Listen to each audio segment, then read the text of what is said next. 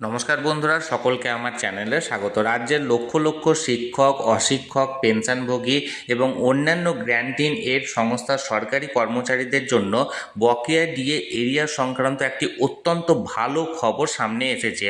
গতকালকে রাজ্যের অর্থ দপ্তরের তরফ থেকে একটি বৈঠক করা হয়েছিল রাজ্যের সমস্ত গ্র্যান্টিন এড সংস্থার কর্মচারীদের বকেয়া ডিএ এরিয়ার প্রদান সংক্রান্ত। সেই বৈঠকে কী তথ্য উঠে আসছে, বৈঠকে কী আলোচনা হলো, সকল কিছুই আজকের ভিডিওতে বিস্তারিতভাবে আলোচনা করব।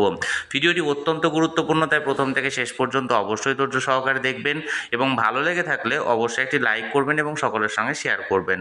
আর সেই সাথে চ্যানেলে প্রথমবার হলে অবশ্যই চ্যানেলটিকে সাবস্ক্রাইব করে নিতে ভুলবেন না। তাহলে চলুন আমরা বিস্তারিত জেনে নিই। দেখুন, এটি একটি নামী সংবাদপত্রের প্রতিবেদনের অংশ। এই সংবাদপত্রে গতকালকে নবান্নে যে অর্থ দপ্তরের বৈঠক হয়েছিল, সেই বৈঠকে কী কী আলোচনা হয়েছে সেই সম্পর্কে বিস্তারিত বলা হয়েছে। দেখুন, এই প্রতিবেদনে হেডলাইন্স দেওয়া হয়েছে, মহার্ঘ ভাতা কর্মী তথ্য চাইল নবান্ন। দেখুন কি বলা হয়েছে, পদ্ধতি নিয়ে বিতর্ক থাকলেও 2016 থেকে 2019 সাল পর্যন্ত বকেয়া ডিএর একাংশ সুপ্রিম কোর্টের নির্দেশে মেটানোর কাজ শুরু করেছে রাজ্য সরকার। কিন্তু এতদিন সেই প্রক্রিয়ায় শুধুমাত্র সরাসরি সরকারি কর্মীরা নিযুক্ত ছিলেন। কয়েকদিন আগে প্রকাশিত সংশ্লিষ্ট সরকারি আদেশনামায় বাদ ছিলেন শিক্ষক, শিক্ষাকর্মী, পঞ্চায়েত, পুরসভা, বোর্ড, কর্পোরেশনের মতো গ্র্যান্টিন এড কর্মচারীরা। তা নিয়েও বিতর্ক শুরু হয়।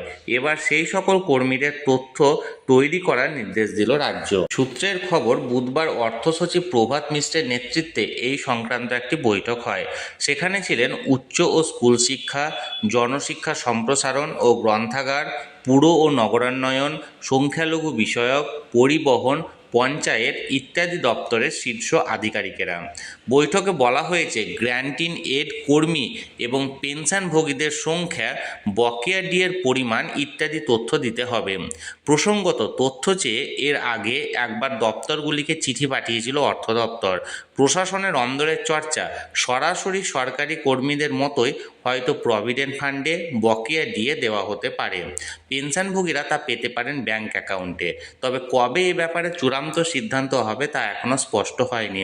দেখুন, এই প্রতিবেদনে স্পষ্টত বলা হয়েছে, শিক্ষক, অশিক্ষক কর্মচারীর পাশাপাশি অন্যান্য যে সমস্ত গ্র্যান্টিন এড সংস্থার কর্মচারীরা আছেন এবং পেনশনভোগীরা আছেন, অর্থাৎ ওই দপ্তরে কাজ করতেন, বর্তমানে অবসর নিয়েছেন বা তাদের পারিবারিক পেনশনভোগীরা, সকলকে কিন্তু এই ডিএ এরিয়ার প্রদান করা সংক্রান্ত এই বৈঠকটা হয়েছে এবং সেই সংক্রান্ত সমস্ত তথ্য ইমিডিয়েট অর্থ দপ্তরের কাছে জমা করতে হবে সংশ্লিষ্ট দপ্তরকে এবং এই ব্যাপারে খুব তাড়াতাড়ি সিদ্ধান্ত নেওয়া হবে এই বকেয়া ডিএ এরিয়ার প্রদান সংক্রান্ত। তাহলে বন্ধুরা, লক্ষ লক্ষ শিক্ষক, অশিক্ষক কর্মচারী, পেনশনভোগী এবং অন্যান্য গ্র্যান্টিন এড সংস্থার কর্মচারীদের জন্য বকেয়া মহার্ঘ ভাতার এরিয়া প্রদান নিয়ে যে প্রতিবেদনটি একটি নামী সংবাদপত্রে প্রকাশিত হয়েছিল, সেটি বিস্তারিত আমি আপনাদের সামনে তুলে ধরলাম।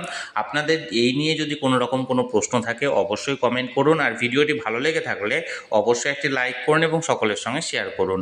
আর সেই সাথে এই চ্যানেলে যদি প্রথমবার হয়ে থাকেন, এই রকমের ইনফরমেটিভ ভিডিও আরও দেখার জন্য যারা এখনও পর্যন্ত এই চ্যানেলটিকে সাবস্ক্রাইব করেননি তারা অবশ্যই চ্যানেলটিকে সাবস্ক্রাইব করে রাখুন। ধন্যবাদ, দেখা হচ্ছে পরের ভিডিওতে।